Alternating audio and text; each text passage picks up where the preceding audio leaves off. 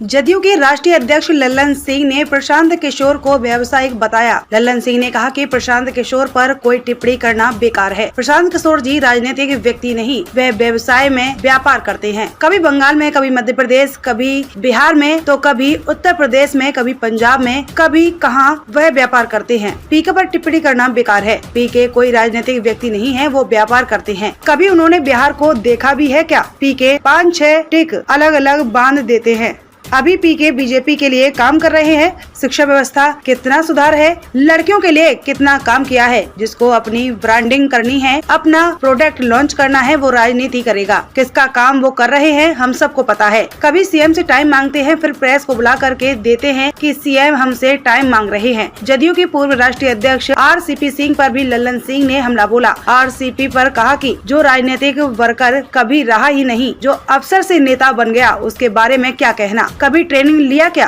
जो व्यक्ति राजनीतिक व्यक्ति है ही नहीं, जिस व्यक्ति ने उन्हें बोलने लायक बनाया, उन पे कमेंट कर रहे। नीतीश जी का देन है कि उन्हें मंत्री बनाया। नीतीश जी के बारे में हम कहते रहे हैं कि देश की विपक्षी नेताओं को एकजुट करने में लगे हैं। अखिलेश जी और मुलायम जी से भी भेंट हुई थी। अगर पोस्टर लगा है तो इसमें नया क्या है? वो तो सबको एकजुट करने में लगे हुए हैं। नीतीश कुमार जी देश के सभी विपक्षी नेताओं को एकजुट करने में लगे हैं। बीजेपी जो ढोल बजा रही है, उसका आंकड़ा पता है। बंगाल में जाएगी बीजेपी, बिहार में भी वही हाल होगा। 4 राज्य मिलकर समाप्त कर देगा बीजेपी को। वहीं बीजेपी राज्यसभा सांसद सुशील मोदी को जदयू के राष्ट्रीय अध्यक्ष लल्लन सिंह ने शुभकामनाएं दी। कहा रोजगार मिला है, बोलने दीजिए। सुशील मोदी संन्यास पर थे, अभी बोल रहे हैं, बोलने दीजिए। रोजगार मिला है सुशील मोदी को, हमारी शुभकामनाएं उनके साथ हैं। लेकिन प्रशांत किशोर जी पर कोई टिप्पणी करना बेकार है, इसलिए कि प्रशांत किशोर जी पहले भी हमने कहा है और फिर हम उस बात को कह रहे हैं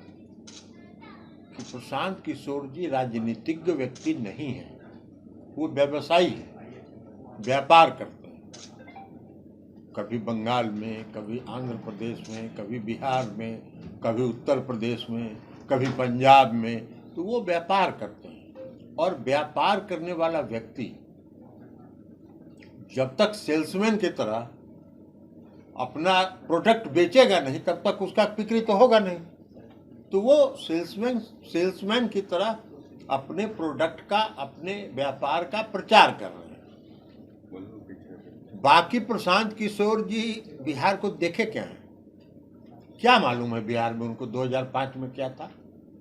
तो 2005 से लेके 2022 तक 17 वर्षों में जो बिहार का विकास हुआ है और जो बिहार का विकास दर है, उसमें कोई प्रशांत किशोर जी का योगदान है क्या?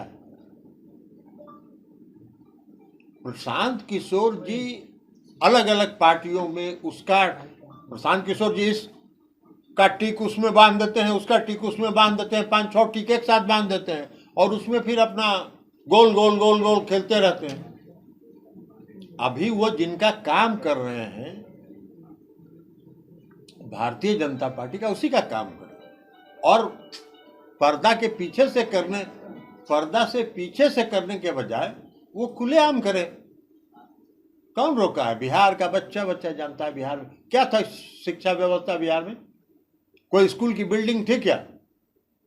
आज बिहार के हर इलाके में स्कूल की बिल्डिंग बन गई है। आज लड़के और लड़कियों की संख्या स्कूल में बराबर हो गई है। मुख्यमंत्री जी ने साइकिल योजना चलाया शिक्षा को प्रोत्साहन देने के लिए। लड़कियों को दिया, फिर लड़कों को दिया। मुख्यमंत्री जी ने पोशाक योजना चलाई लड़कियों को शिक्षित करने के लिए, इसलिए कि उनका मानना है कि प्रजनन दर, जब तक लड़कियां नहीं शिक्षित न होंगी तब तक प्रजनन दर नहीं घटेगा। और आज बिहार का प्रजनन दर 2.9 हो गया है। नेशनल एवरेज 2 है और उस पर प्रयास चल रहा है। तो ये 4 से जो 2.9 आया, इसमें प्रशांत किशोर जी का कोई योगदान है क्या? तो जिसको नहीं कुछ चीज से मतलब है, अपनी ब्रांडिंग करनी है,